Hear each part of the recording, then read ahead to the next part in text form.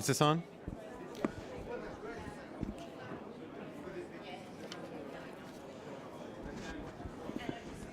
Good evening, everyone.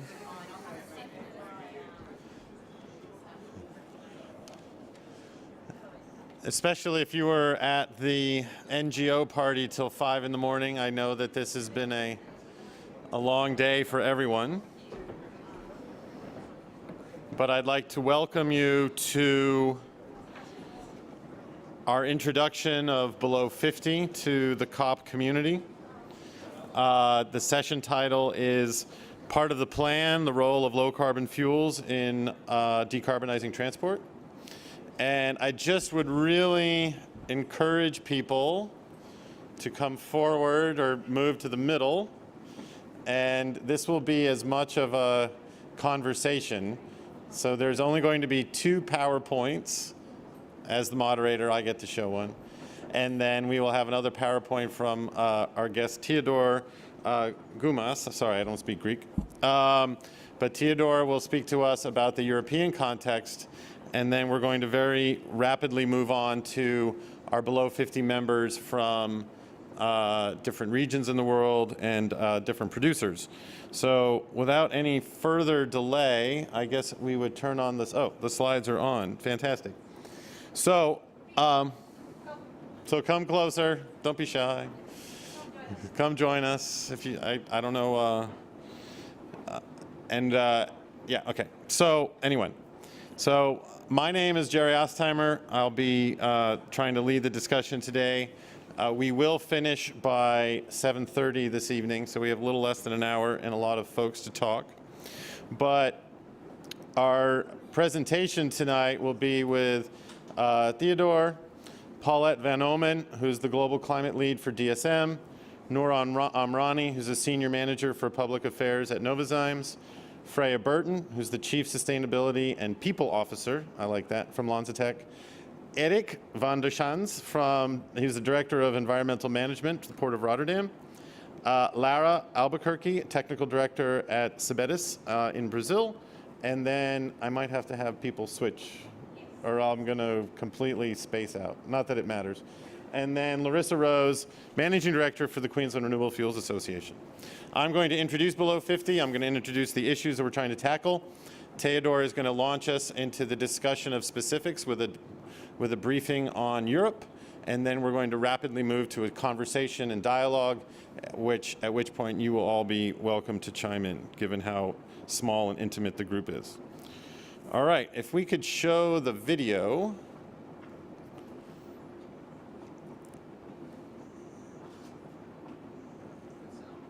With the sound.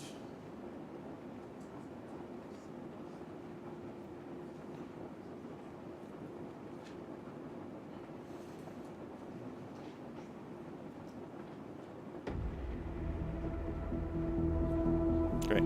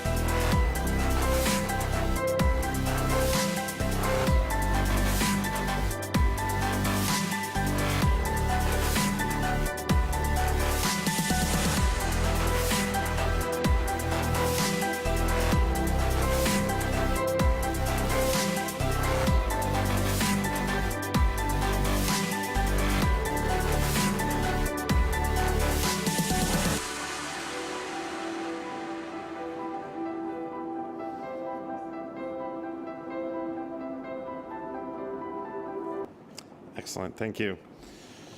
So the challenge that we face is that at the moment, 20% of total global energy is 20% of total energy consumption is in the transportation sector, and this results in 20% of global energy and process-related CO2 emissions are related to transportation, and 90%, and transportation is currently dependent on 90% on oil products. And so what we need, and there's anticipated a great growth in transportation. And so we have this current challenge to transportation that's only going to get larger. So how can we decarbonize transportation? Well, Sustainable Energy for All and the World Business Council for Sustainable Development joined forces to create a public-private partnership, which, as per the video, is called Below 50. And our intent is to grow markets, which will in turn drive investment, which should create a feed-forward loop that should result in more low-carbon fuels that can drive decarbonization of transportation. You see on the bottom some of our founding and early members, and you'll start to sense what I hope you'll take away from today, which is that Below 50 is intended to cover the entire supply chain. So there are a number of producer groups in the world. What we want to do is we don't want to be duplicative with anybody else's work. We want to be synergistic and additive. And so we're really interested in going beyond representing producers and moving to a whole value chain approach, and in particular, focusing on the buyers. And so Below 50 is committed to enabling the uptake of low-carbon fuels. We are trying to take the global momentum from Paris, from COP21, from COP22, COP23, take that global momentum and deliver it into specific geographies. And we're fortunate enough here tonight to have representatives from Australia and Brazil who are very much engaged in delivering the global campaign to their local regions. In addition, we're trying to drive demand not purely from a policy standpoint, but also from direct business-to-business buying. We'll talk about that some more. We are looking to very much communicate the benefits of low-carbon fuels, including to investors and to financiers, and we want to host regional dialogues to do so. And as I said, lastly, we want to recruit corporate fuel buyers very analogously to what has been being done in renewable electricity. So as I've said, we are interested in working across the entire value chain. We're going to have feedstock producers, fuel producers, fleet operators, diverse customers, infrastructure such as tonight, our colleague from the Port of Rotterdam, technology providers, investors, and governments. With the emphasis on feedstock producers here, you might get the sense that Below 50 is about bio-based fuels. In fact, it's any fuel that is a Below 50 fuel, which includes a lot of the renewable fuels coming online from renewable electricity-driven transition from carbon dioxide back into hydrocarbons. And so we are very proud to be part of the We Mean Business Pantheon. And so the Climate Group has started RE 100 for Renewable Electricity 100, Energy Productivity 100, and EV 100. And the World Business Council for Sustainable Development, which is also part of We Mean Business, has created Below 50. And so you start to see that we actually are starting to cover the whole range of energy products that we need to replace from fossil, from the power sector to transportation with EVs and then low-carbon fuels. Below 50 is going to be working with the membership of We Mean Business and the membership of the World Business Council for Sustainable Development to pull new companies into this process, to pull new entities in to develop their interest in decarbonizing how they deliver their products, how they transport their staff. And the WBCSD is a great partner for that because of their extensive membership. What we're doing, what we've done in 2017 is we've taken this global idea and this global campaign, which is based in Geneva, and we're taking it to the world. So in 2017, we were able to partner with the Queensland Renewable Fuels Association in Australia. We were able to partner with the Biotechnology Innovation Organization in North America, and we were able to partner with Cebetis, I won't try the Brazilian, to take the Below 50 message to South America. And so working together, we think that we can, as we said, convert this global momentum into action on the ground. and I forgot my cards, and so you can. I'm happy to speak to you later. I forgot my email on that too. So, moving on. That is an introduction to below 50. Given the small number, does anybody have a question? No questions. Great. We're now going to hear from Theodor Gumas, who's going to tell us about the European situation.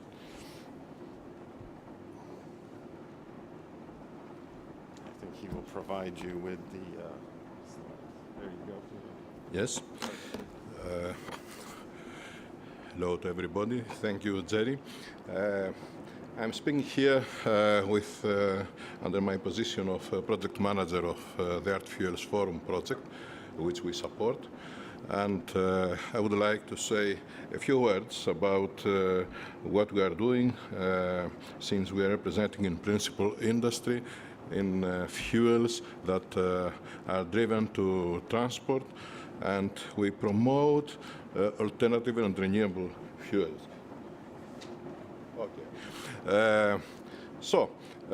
With the term ART, we mean alternative renewable transport fuels, and you may have in mind that we're speaking for advanced biofuels and e-fuels or power-to-X technologies.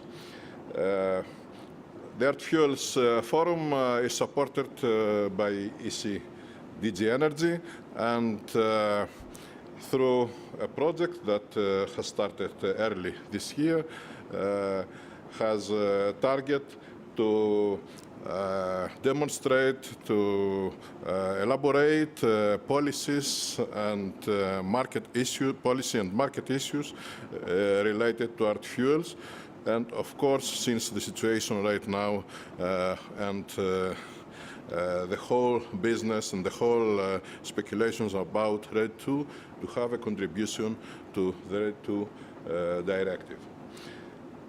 At the moment, there are around 100 participants in the forum, most of them coming from industry. When I mean industry, I mean production of biofuels and of advanced biofuels in principle, and also consumption, having in mind that the sectors that we emphasize are cars, aviation, maritime, and heavy-duty vehicles.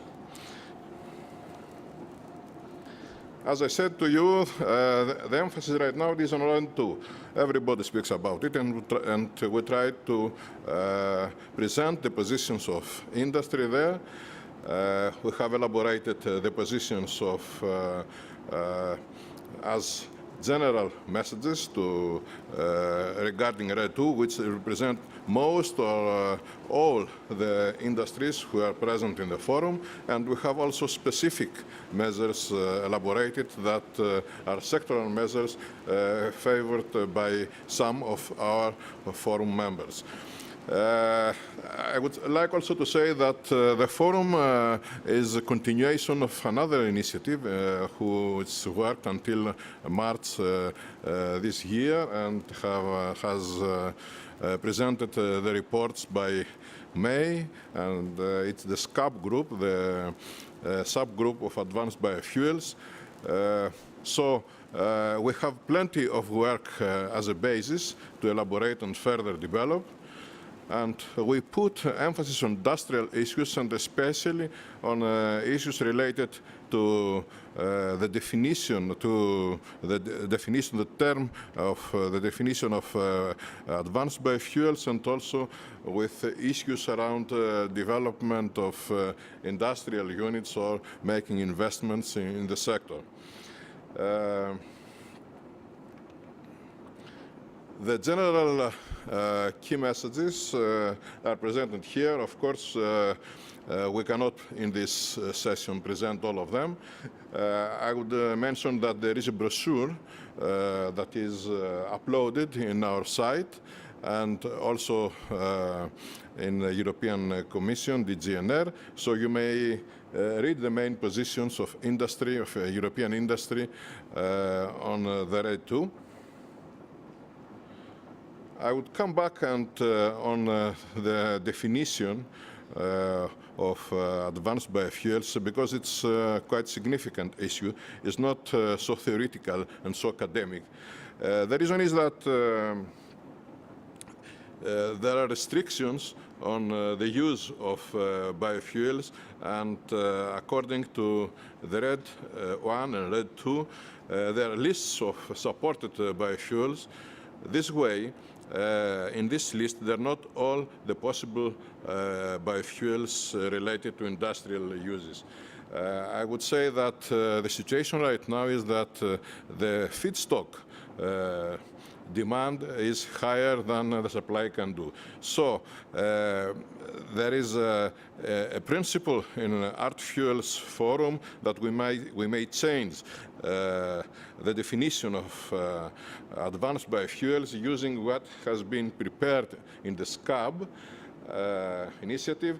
And in a few words, I would say that advanced biofuels are those produced from biomass other than food or feed crops, while meeting the EU sustainability regime under the legislation in force. It means that the only criteria should be sustainability regime and not a list of some in and some out, and this list changes from time to time.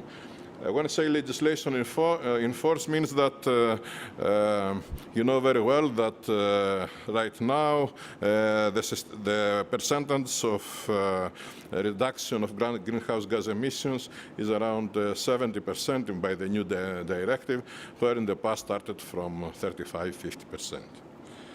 And my last slide, you may see what is the situation in 2020, as it is the situation that's coming from RED. You see that the situation it changes with the introduction of advanced biofuels, with the dark green and the yellow one, and the new entrance of e-fuels, the blue one. And our comments about that is that it's very pessimistic what is considered by RED 2 in terms of the percentage of biofuels, of renewable fuels in the mix of fuels in the European Union. However, this more or less same percentage, we have 10% in 2020, and we consider that a little more than 10 will be in 2030. We have a change of the mix, and we'll have better, more reduction in greenhouse gas emissions, but we believe that, according to our calculations, that up to 2050 we have to do the curve that you see there. That means that it's very pessimistic and not so reasonable to have these small targets for 2030 from RED 2. Thank you very much.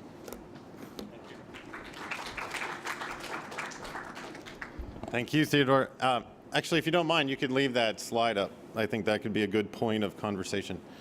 I'd also, so now Paulette, I'd like to turn to you, and I'd love to hear, you know, I know that DSM is very much leading the pack in North America, and would love to hear your perspectives on how we're actually going to achieve this massive uptick that is required to decarbonize, as shown very nicely in this slide. Hello? Yeah. Okay. Yeah, so I'm Paulette from DSM. I don't know how many of you actually know DSM. Can you raise your hand if you ever heard of DSM before? Oh, that's actually a good amount. DSM actually stands for, well, who knows actually what DSM stands for? What's the acronym? State mining.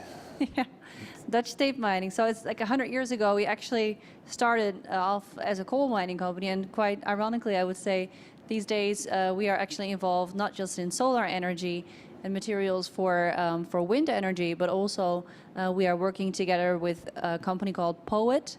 And we have a joint venture with them in Iowa, in the United States, where we produce cellulosic ethanol. So we basically use the residue of corn. So, for example, the leaves and the cobs that are left on the field. And then there is a pre-treatment process that we have had some technical challenges with. I think many in the industry have had those similar challenges, but we now, with our yeasts and our enzymes, we can turn that residue into cellulosic ethanol, which is an advanced biofuel. And to actually, I'm looking at that figure of how to actually realize that uptake. I think apart from the focus of this industry that so far has been very much on overcoming these technical barriers, now that at least, and I can only speak of course for DSM, but now that we've actually tackled that issue of the pre-treatment, we can actually start to look more downstream and look into, okay, how can we actually grow the market? How can we create more demand, and how can we engage others in the value chain? So investors, distributors, feedstock growers, other technology providers, all the different people who are basically involved in the value chain of making these sustainable fuels happen, and also educating citizens, consumers about the value of doing so, and the fact that decarbonizing transport is not just about electrification, but it's that we need a whole menu of solutions, basically.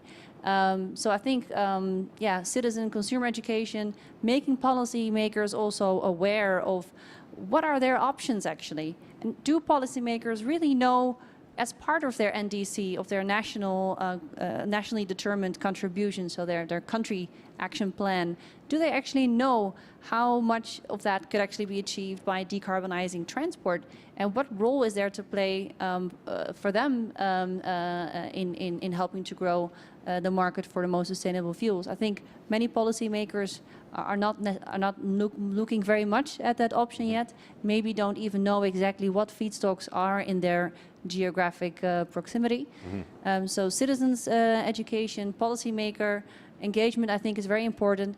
And that's what's so great about Below 50, that we now have a platform with regional hubs to actually have those conversations with policymakers. Overall, I think at least what I can say for DSM is that we really need a proactive, consistent, long-term oriented policy making, because ultimately this is the type of industry that needs quite a bit of investments, and without the necessary certainty, those investments are not going to come. Right. So, and that makes it, I think, a bit different from some other segments, right. To decarbonize. Well, thank you. No, and your discussion of the challenges and the questions is certainly the types of questions we're trying to answer through Below 50. But Freya, LanzaTech occupies a unique role. You've carved out a unique niche in this space, and would love to hear your perspective, and maybe you could allude to some of the challenges you faced, perhaps some of the regulatory challenges given your unique approach. Absolutely, thanks, Jerry. So I was going to start out with a bit of doom, because if you think about 2 years ago in Paris, we were all talking about our 2-degree budget. It's really a 1.5-degree budget. And I remember at the beginning of Below 50, we looked at what we really needed to do to stick to that budget in the next 20 or so years in the transportation sector, taking into account EVs. And it was something like building thousands of new facilities for these types of fuels in the next 15 years. Today, you can pretty much count them on probably one hand, the commercial facilities, sadly, because of the challenges that we've had. And LanzaTech represents a very real challenge. Now, we're a company that actually, it sounds magical, but we convert pollution into fuels. And so if you think about making beer or wine, possibly at a reception after this, you'll enjoy some of that. That happens through fermentation, fermenting sugars with yeast to make alcohol. We actually don't use yeast, we use a bacteria. We don't use sugar, we use gases, pollution. And we make ethanol to be blended into the fuel pool. Now today, there are a lot of mandates to obligate parties to bring in a certain amount of biofuel or renewable ethanol into their fuel pool. And so if you're obligated, you're going to be looking to buy those types of fuels that qualify. Our fuel currently in some countries in the world does not fit under the current legislation. And so who's going to buy that type of fuel? We're just one example. But this is a type of technology that is different. It is not based on plant-based biomass or traditional feedstocks, and that's only a problem when the legislation is feedstock-based. It's looking at the inputs, not the outputs. And that's why LanzaTech really applauds the work of Below 50, because the focus is on outputs, on greenhouse gas reduction. And ultimately, what we really need to look at, if we're going to meet that challenge of building all those units and getting investment in, is what is the carbon reduction that the fuel is going to bring? Because that is our goal, is to reduce carbon.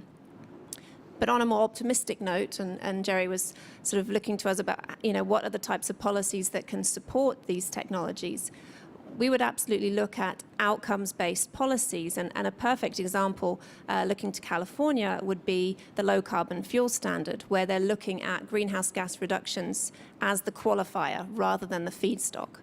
And so from our point of view, that is the way we need to start thinking about fuels, thinking about mandates and fuels legislation, is how much carbon will this reduce?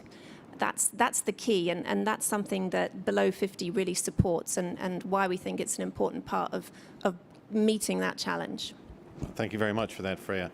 Eric comes from the port of Rotterdam, and it shows the holistic approach that Below 50 is trying to take, that we're trying to loop in infrastructure. But Eric, you have such a diverse community of users. You have such diverse activities happening on your property. How do you imagine, leveraging this global campaign to help meet the goals of the port? I think that's a very good question. And for those of you that know the port of Rotterdam just a little bit, it's, of course, as a port, we are just a node in all those logistic chains, from maritime shipping to inland navigation, trucks, cars for people traveling into it, and trains running through it. So there's a huge demand for need on all those different modalities, with all different standards, all different kind of engines to be run. But on the other hand, we are a large industrial cluster where today, I would say, about 45 to 50% of all the fossil fuels for Western Europe are being produced, which, according to this graph, also needs some change. Right. So we're also in a process of trying to understand what our business development should look like and how to attract the new players in this field. And it's very obvious that in this world where there are many unknown unknowns, it's still slightly difficult.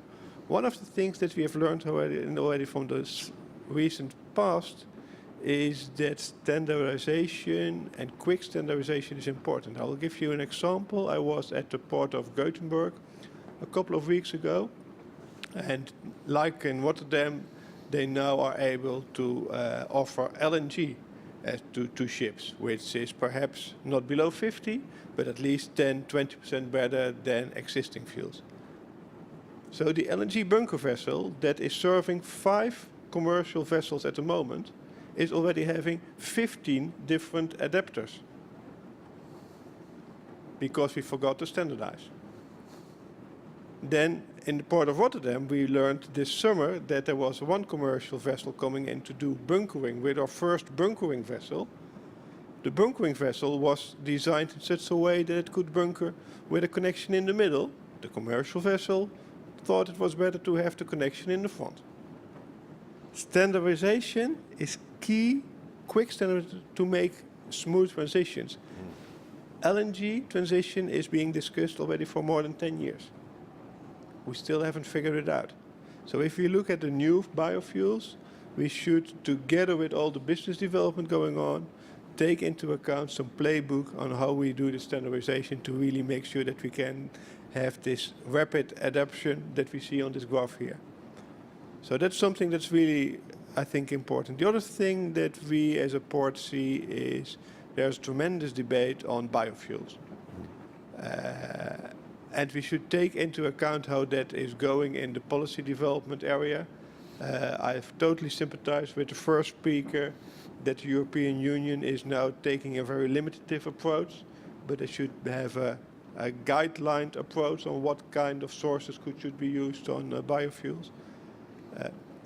But the real looming part, I think that's very interesting, is how to find what here is called e-fuels or power to X, and see how this tremendous uptake in power production, for example at the North Sea, but in other parts of the world, is able to convert to something that is really be used as a fuel.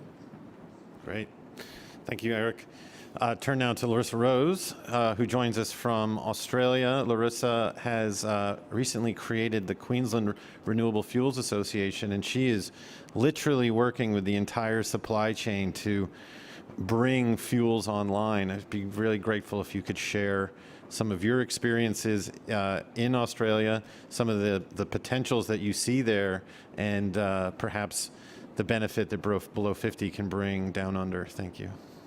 Absolutely, thank you. And I just wanted to thank the World Business Council for Sustainable Development for putting together this panel. I know it's a big feat to pull something like this off. So Larissa Rose, I'm the Managing Director for the Queensland Renewable Fuels Association in Australia. So we represent a state, but we also do play a pivotal role on a national level. QRFA just was formed just over 2 years ago. I founded that with a large board of directors purely based on significant gaps within the industry and sector that weren't being fulfilled and met. And a lot of that was in regards to the supply and value chain. Our association has taken a really grassroots approach, and that's been based on the fact of how do we support all the way from the paddock where feedstocks are produced and where waste streams will currently be existing, all the way through to the demand side, who's going to be taking the uptake of those fuels.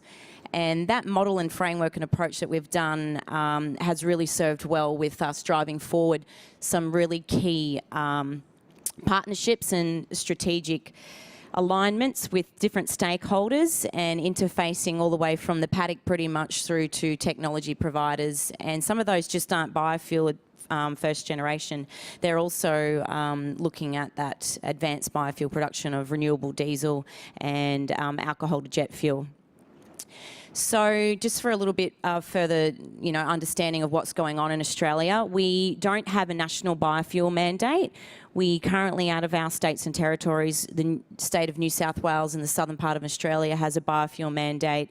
That's currently sitting at about 2.7. It's supposed to be at 6%, but it's only at 2.7 for ethanol.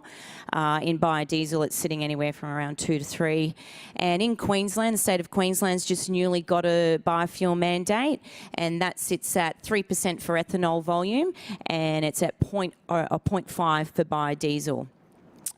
We're a very infant, new, young industry, and there aren't a lot of players. We've only got about 5 biofuel producers in the state, or in the country, I should say. So we're very new and infant, but we've actually done quite a lot of work in Queensland. Queensland's taken the lead in regards to ensuring that the policy has some stringent frameworks in place so we don't double up on some of the mistakes that we were seeing in the southern state of New South Wales. We are not far at about 1.6% of our 3% ethanol volume mandate. The gap there really just sits with the regulation and the handing out of exemptions. So us as the industry association are focused very hard on ensuring that we can move and ramp that up. So just to relate to some experience about what we've done pulling across different parts of the value chain and pulling that together.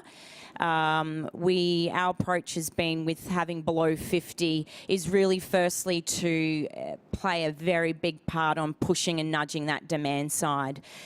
Because we've gone from a market-based approach to a policy-based approach, we've understood that there's some lack of education and awareness and understanding on the civil construction, agriculture, all the way through the aviation on the role that they need to play on driving forward and becoming the first ofs to actually make some accountability to taking on those advanced biofuels.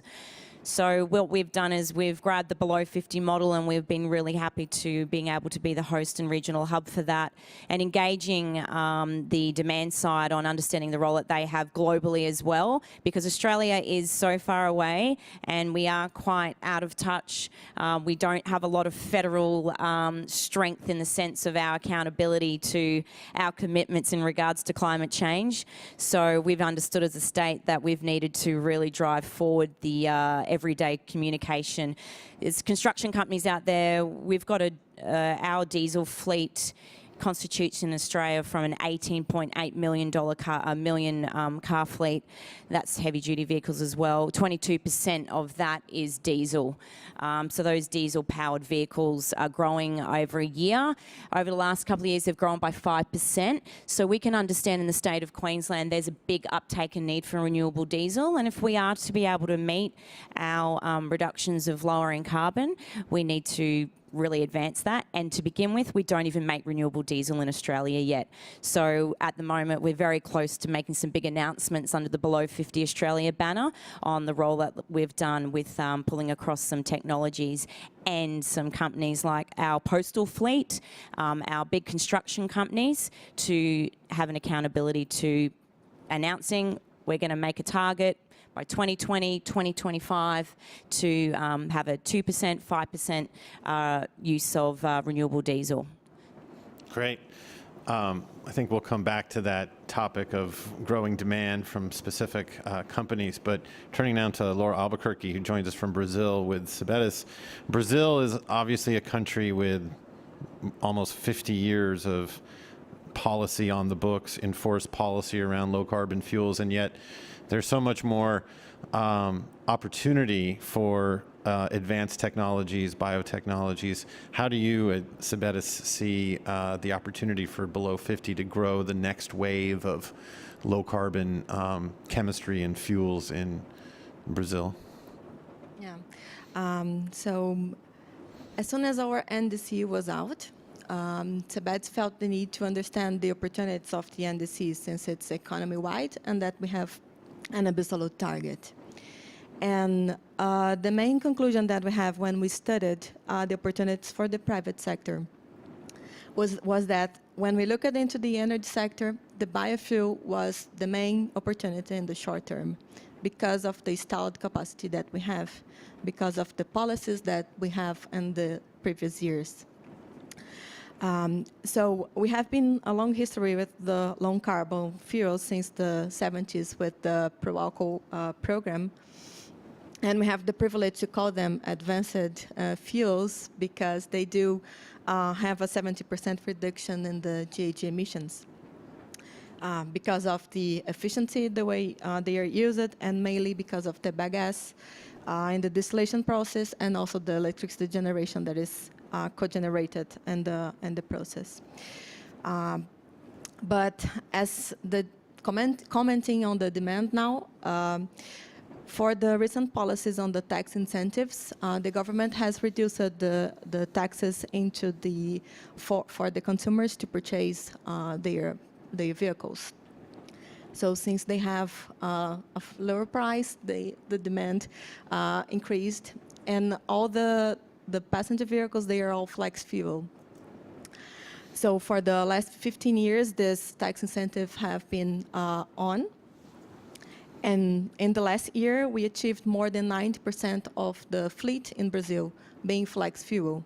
So we do have demand installed, and that's the reason why we support Below 50, and that's another reason that we promote, we have all the demand to promote a nearly 100% ethanol used in the passenger vehicles in our country.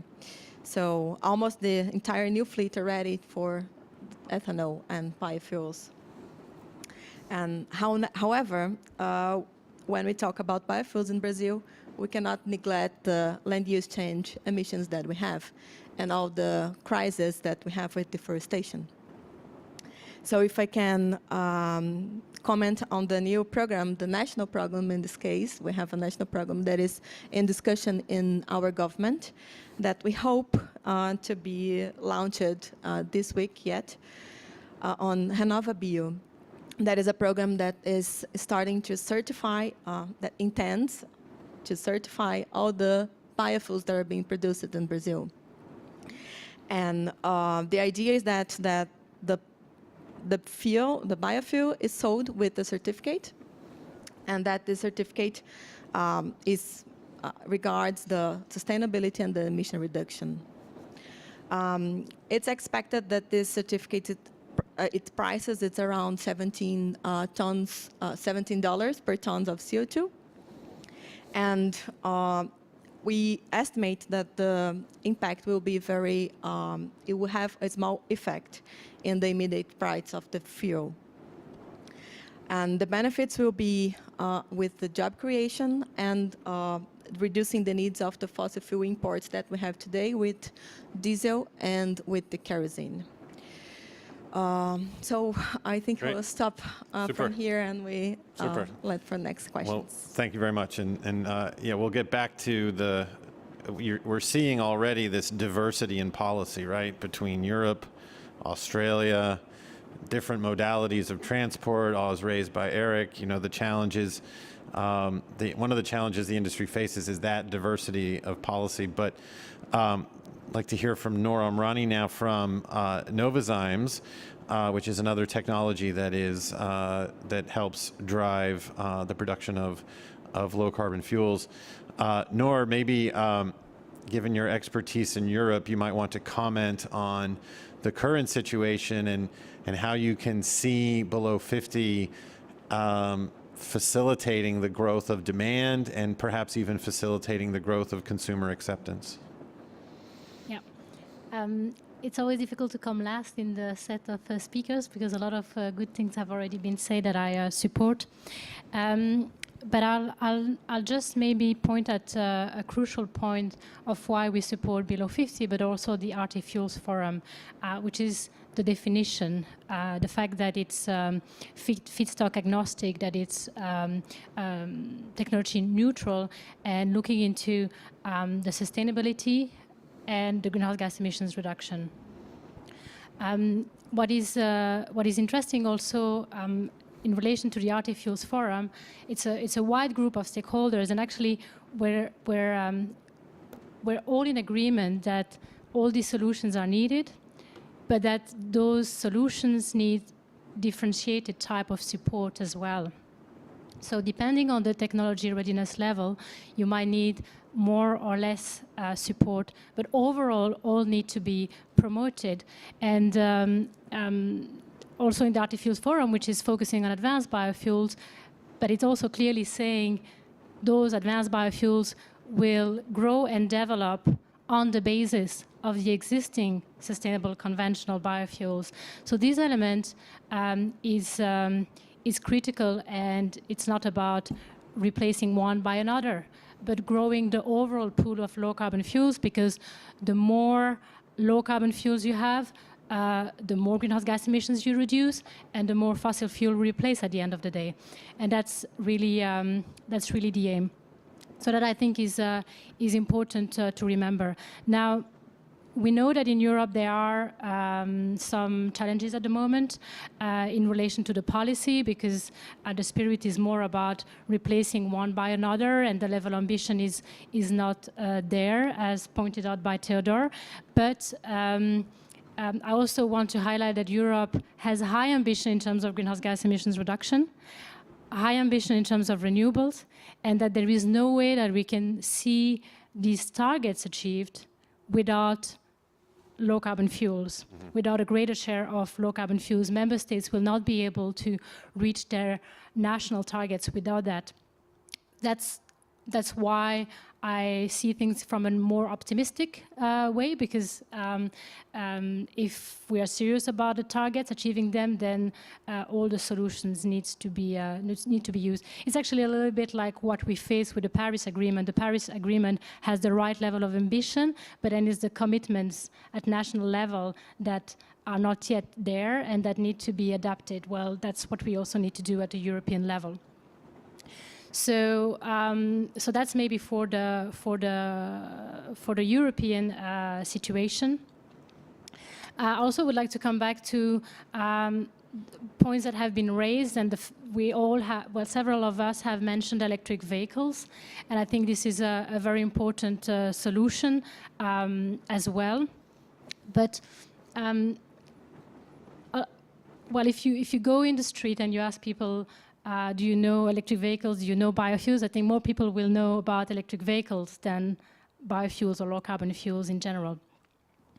However, we all know that electric vehicles, well, the deployment, we don't know the pace, but we hope that it will accelerate over time. But what we tend to forget out of that picture is trucks, buses, planes, and ships. So how do you decarbonize that? Electricity is not yet possible for these transport means.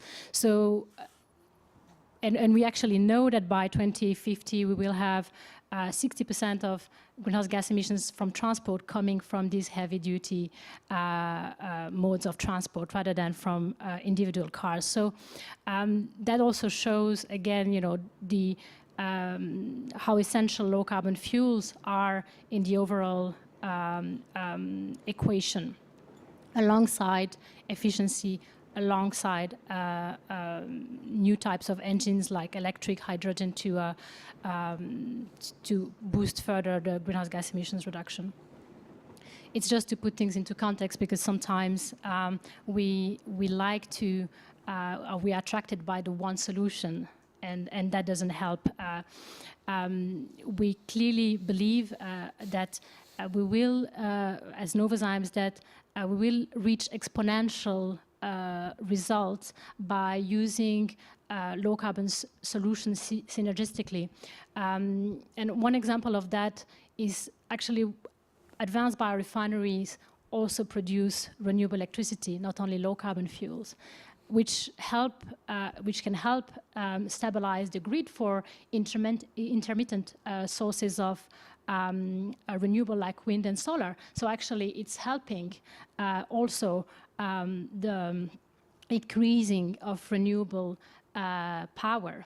Biorefineries will not only produce low-carbon fuels, but they will also be producing increasingly biochemicals and biomaterials. So it's much broader than just the transport dimension. And another element that people also don't know about that much is that some low-carbon fuels can be carbon negative. And that not the other types of renewables cannot deliver that. So by being carbon negative, you actually reduce more greenhouse gas emissions than 100%. So pulling out carbon from the atmosphere. So all these benefits need to be considered, and the beauty of Below 50 again is to bring this reality to stakeholders around the globe. There are some regions in the world that are leading. I have one next to me. And others are following. There are very good news from China, from India. The US has also been doing a good job from that front. The EU will get back on track, hopefully. So by bringing these solutions, by explaining them and showing the potential benefits, as I explained as well, will help also increase the ambition that is needed to remain below 2 degrees scenarios. Great. Yeah. If there's somebody in the audience who has an immediate question, then you could yell it at me and I will pass it on. But otherwise, no? Anyone? Yes, front row. You could just ask me and I'll speak it into the microphone after you ask yours. Go on. Okay, it's related to electric cars, that everybody's talking in a way that we have already solved the situation of energy to feed them. So like the input of them in terms of not shifting to electric cars and use biofuels cars. My name is Antonio Oliveira from CGEE. So is that a comment or did you have a question? I want their comments on that. Why not switch, instead of switching to electric cars, stick to biofuels? Okay, that's an interesting way of phrasing it.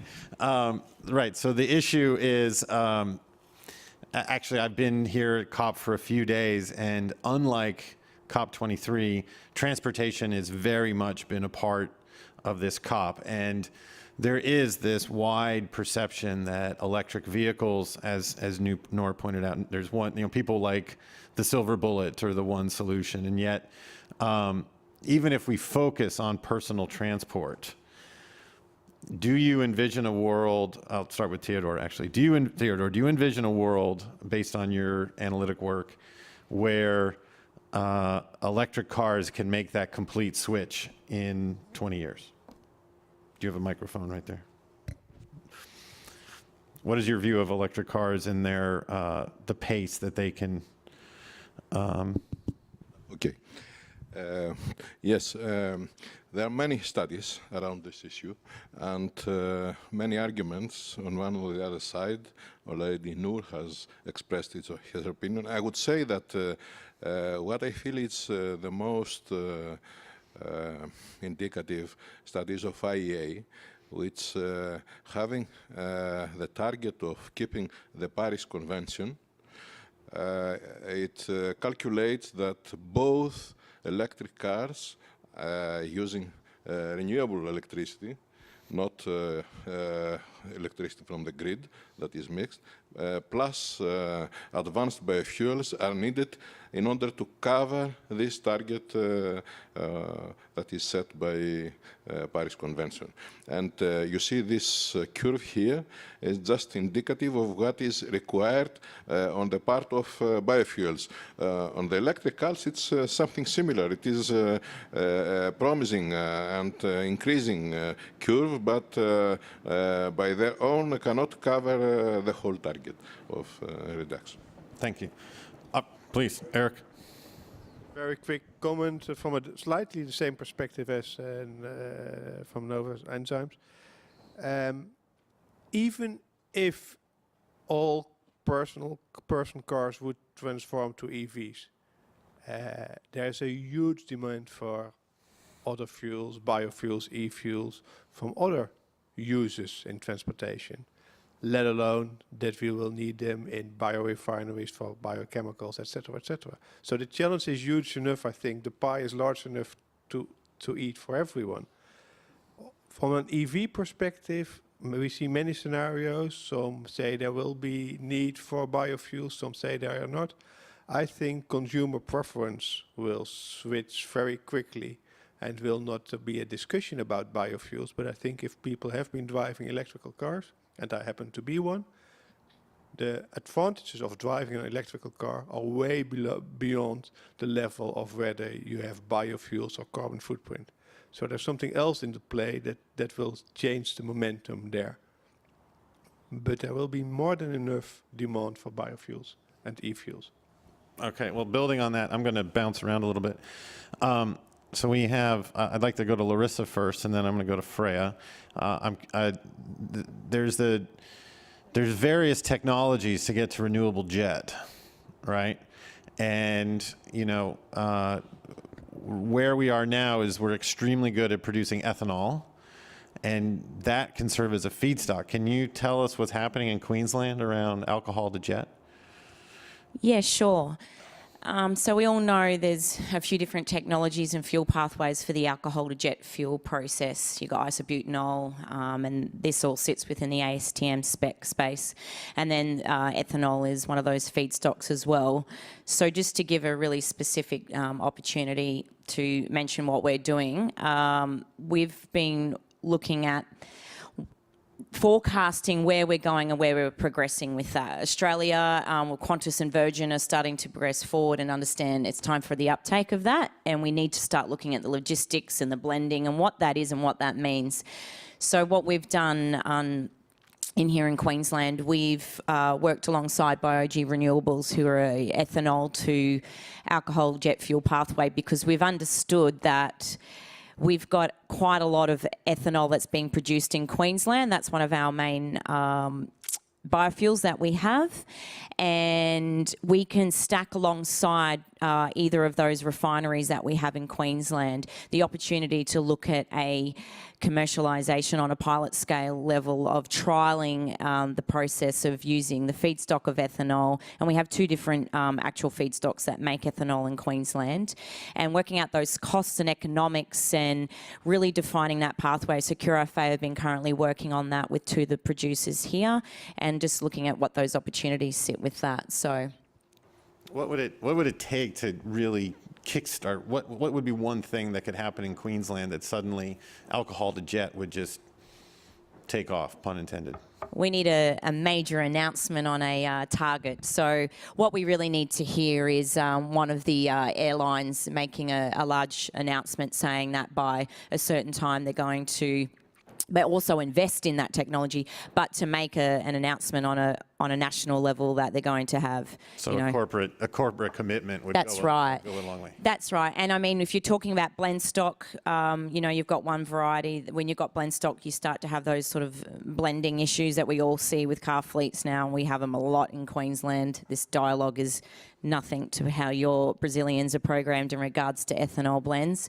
But that's why we've decided to look at the full hydrocarbon, that pathway, because that removes the whole blending logistics and a lot of the barriers, the attitudes and outlooks that sit there a lot with the uptake of these fuels. In Australia, we have quite a lot of an educational role that we need to play on that. Some people don't even know what a full hydrocarbon fuel is and using a full fuel. And then we have people that still don't believe that you should use E10 in a car in Australia. So we've got a lot to do on a car fleet level, but at the same time, we understand that we need to start nudging the other end so we can create those pathways of renewable fuels. And Freya, you know, you stated earlier that you convert pollution through bacteria into ethanol, and certainly ethanol can be a fuel molecule, but my understanding is that you also were looking at taking ethanol to further perhaps higher valued products or fuels. That's right. And I guess the other thing we could say is we do pollution to products. So ethanol is our main product at the moment, but also we've developed an ethanol to jet process, and that's going through testing phase. Obviously, you want your jet fuel tested. But this is, you know, we actually have a partnership with Virgin Atlantic, and their goal is to be flying their planes using this.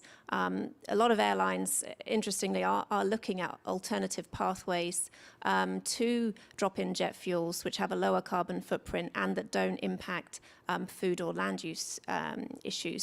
So along comes a technology that's using waste emissions to make fuels, and that's actually quite attractive. On the product side as well, and it's been mentioned a few times as well, looking at the importance of biorefineries or the co-products that come from fuels. You know, you can electrify a lot of sectors, but you're still going to need carbon to make chemicals. You know, power can be carbon free, but we've probably all got carbon in everything we're holding around us today, and that's got to come from a carbon source. And that's, again, what we do, recycling carbon to make new products which have carbon in it. If I might just add one more thing, and it sort of came across in what Larissa was saying, you know, the education aspect. A lot of what we have to do is tell our story and persist, because whether it's policy in Brussels or the people in Queensland or, you know, looking at new applications at the ports, if people don't know what you're doing, and it's not very sexy what we do, you know, you need to get the story out there and keep telling it, and that's what Below 50 is doing. And so I'm probably just going to make a shout out to everyone here, our massive audience, and thank you so much for being here, is go and tell 10 people about what we're doing and what's out there. You know, for every person who says, well, EV's the only way, that's great, but let's think about other opportunities that are out there. And we need to keep going. And you know, personally, I've been doing this for 11 years.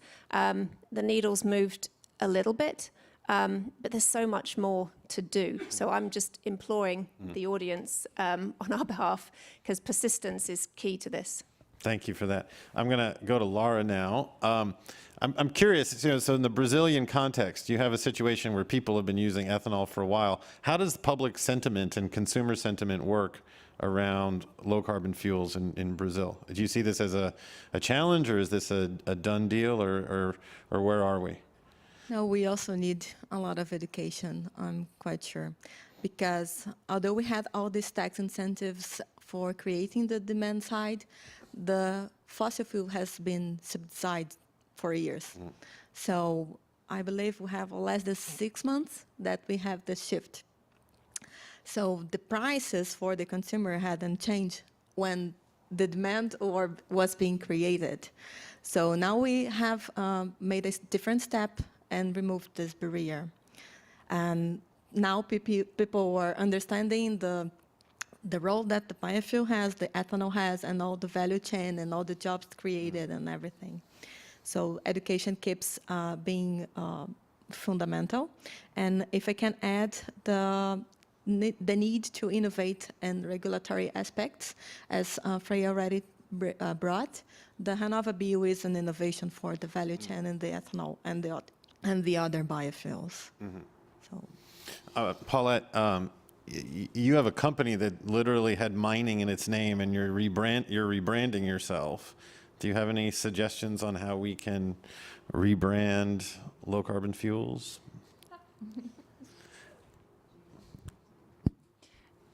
Well, I have to say the acronym still stands for Dutch State Mines. But Okay. I have to say employees jokingly make T-shirts, at the March for Science that says doing something meaningful. Nice. Yeah, right. So, and now of course we have brand colleagues saying something is too vague. We have to really now think. So this is a whole discussion in itself, of course, internally.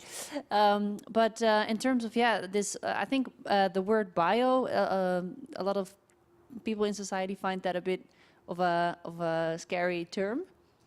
So I don't think biofuels always necessarily does the job. Okay. But I think low carbon fuel overall, I think maybe we should specify low carbon transport fuel, because that's, I think, what unites us, right? We're looking to decarbonize transport. Correct. Yeah, I mean, I'm not really quite a branding expert, but No, I know, but I just know that this is, as you said, this is a conversation that's happening in your company, right? Because there's, Lanzatech, small, nimble, everybody knows everybody, but in bigger companies, say DuPont or DSM, you probably have to do a lot of internal branding and information management as well. Yeah, well, I have to say because we have so many scientists, we have a pretty, so I think a lot of people really know, of course, within DSM what we are doing. I guess the bigger problem is in society at large, that people do really understand that you cannot generalize all low carbon fuels, and there's really a lot of variety. There's different feedstocks, there's different geographic conditions, how much rainfall there is, what is the land, what is the land otherwise used for, what are the economic dynamics, what feedstock would otherwise have been imported, exported, etc. There's so many dynamics, and I think that in society at large, it's hard to tell sort of one story and say, low carbon fuels or biofuels or however you call it, overall are good or bad. Like, you can't say that, because it totally depends on where you're looking and what the conditions are. Yeah. And I guess it's a difficult story to tell in that sense, because you can't, it's not as clear cut, and especially consumers who are not gonna take a lot of time to go into all these conditions and specifications, they are just not gonna look into it to the level of detail that you and I in the audience are looking at it. Thank you. Eric, given the diversity of actors in your facility, how do you envision maybe communicating about renewable fuels, low carbon fuels, below 50 fuels to the people that come from all over the world to fuel up in your port, and or the different people producing and selling fuels from your port? How do you imagine, is this part of your role to make those points? We haven't had that debate yet. We already had the large debates on what, as a port community, what should be our objective. Should we decarbonize, become climate neutral, etc., etc. So branding, I think, is really an issue, because you want to put forward what you do, and you want to also make people able to connect to it. But I think, and that's perhaps a broader issue in many of our issues, is that we understand the difference between biofuel and e-fuel, but many of the consumers will not. Right. And even many of the professional buyers will not. So we really have to come up with a scheme that is so clear that they can make their decisions on. But any suggestions? No. That's what you hear now. Okay. Sorry. All right. Okay. We'll help you. Simple engineering. We'll help you with that. We'll give you a below 50, make it simple, because it's going to be all product based. So we are dwindling and time is passing. So is there another question or comment, sir? Yeah, hi, I'm Bora from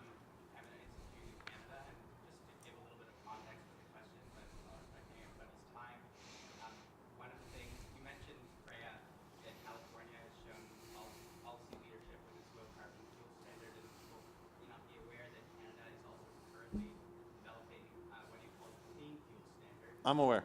And I'm wondering what aspects of the Californian model you most like as a private actor in this space, and or as a representative of a private actor, and maybe perhaps you can comment as well, or the rest of the panel, on the issue of whether or not a blending mandate is a complementary policy to a clean fuel standard, or whether it's something that actually might frustrate the carbon reduction objective behind it.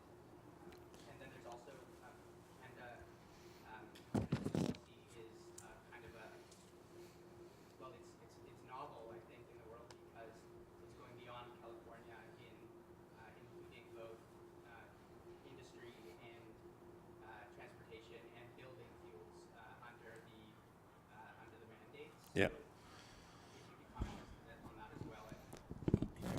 Could you elaborate on your point about the complementarity or competition between a mandate and a LCFS? Yeah, well, so Canada has a renewable fuel standard, which is a blending mandate for both gasoline and diesel, 5% for gasoline and 2% for diesel, and the government is considering whether or not to phase that policy out or whether to continue it as it brings in the new clean fuel standard.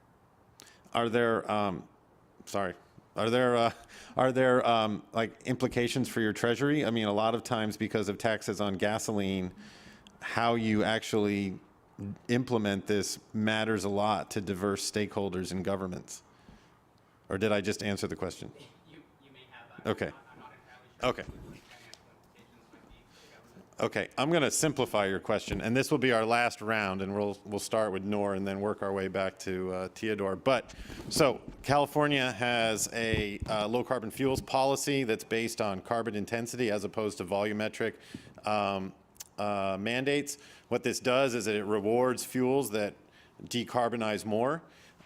Is that an attractive approach for the Novozymes business? Would you like to see more low carbon fuel standards around the world, and or do you have a preference for mandates? Yeah, well, if we can get the best of the two worlds, that would be my answer. Actually, there is also this situation in Europe. In Europe, we have at the moment a target for renewables in transport, which we can assimilate to a mandate, and we have what we call the Fuel Quality Directive, which is obliging fuel suppliers to reduce greenhouse gas emissions of their fuels. Now, the main instrument to boost that has boosted the use of biofuels in Europe has been the targets for renewables in transport. Simply because the obligation to reduce greenhouse gas emissions of fuels is starting in 2020. Yeah. However, Germany has been a country that has implemented the obligation to reduce greenhouse gas emissions of fuels as the main instrument. And what we have seen is that it has attracted the highest, the best performing biofuels in terms of greenhouse gas emissions reduction. You use less, but with better performance. So the two are, from my perspective, the two are interesting. What is key is that when you do that, the ambition on the greenhouse gas emissions has to be high. And also, again, because some of the new technology and the existing technology can have similar greenhouse gas emissions reduction, then you also need to have separate additional incentive for the new technologies. So that would be my answer. Okay. I see that Thank you. we are pressed on time. Yeah, so if people could just very quickly give their remarks on low carbon fuels. But Laura, would it be do you envision a scenario in which the renewable energy credit market in Brazil could be coupled to California? Or would that be a good thing or not? I think that's a good thing, but we really need to put our policy nationally first. And that's going to be in 5 years or so, or? Well, today we are in a governance situation that it has been postponed sometimes. So, all right. but as soon as it's implemented, it's estimated to be this week the project of law. We don't Okay. know. We are. All right. Well, below 50, we'll come down we there. go and go forward, and then we come back. So. All right. All right. Larissa, do you see any opportunities in Australia to bring in a low carbon fuel standard and/or couple to California's carbon market? Oh, yeah, absolutely. There's abundant opportunities in Australia. But the reality value right now is that our country is just taking on the whole concept of uptake of biofuels in a everyday car fleet space. So we've had a lot of fractures seen in the legislation in New South Wales, and this is volume. We've got volume-based mandates in Australia. We've had in New South Wales 10 years of a volume, and it's still not even at the 6% that it should be at. It's currently at 2.4. And Queensland's been a lot more progressive. We've only had a mandate since January this year. It's supposed to be 3%. We're at 1.57. So we're going okay, but at the end of the day, we would need a national biofuel mandate first.